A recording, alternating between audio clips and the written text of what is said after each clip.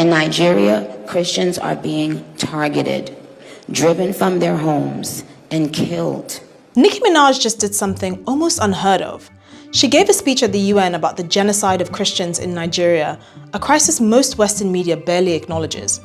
She thanked President Trump for prioritizing it, and she was absolutely right to put a spotlight on what's happening. Because here are the facts. This year alone, at least 7,000 Christians in Nigeria have been killed by jihadists.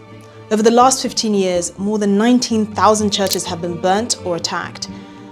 Women and girls are raped, trafficked, or forced into marriages with jihadist fighters, and groups like Boko Haram and militant Fulani herdsmen operate with near total impunity. In Benue State, Nigeria's food-producing heartland, the violence is relentless. The Catholic Diocese of Makurdi has lost 549 people this year alone, and more than 3,700 since 2015. Over 1 million people from this region are now living in displacement camps because staying home means being killed. Bishop Wilfred Anagbe describes the attacks in detail. Armed militants arriving with AK-47s, surrounding entire communities, killing whoever they find.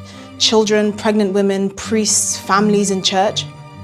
Across Nigeria, these kidnappings, massacres, and targeted attacks on Christians have been happening for years.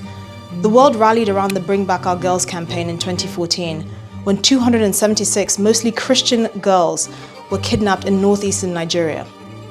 A decade later, some of those schoolgirls are still missing.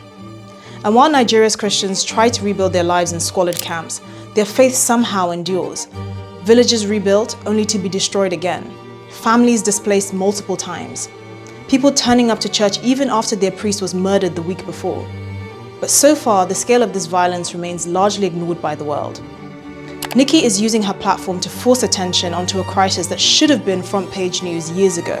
And hopefully, the world is finally paying attention.